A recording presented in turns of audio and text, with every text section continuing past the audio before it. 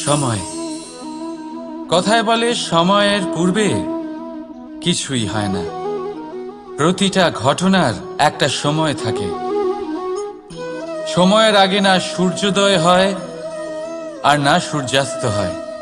সময়ের পূর্বে গাছে না ফুল ফোটে না ফল ধরে।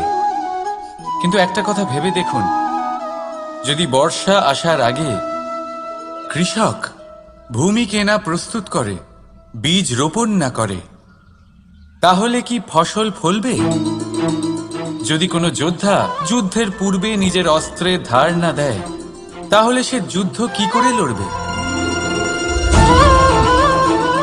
এর মানে এটাই হলো যে সময় আপনার যখন আসার তখন অবশ্যই আসবে, কিন্তু ততক্ষণ এটাও গুরুত্বপূর্ণ যে আপনি নিজেকে তার জন্য তৈরি রাখুন। কারণ এই সুযোগ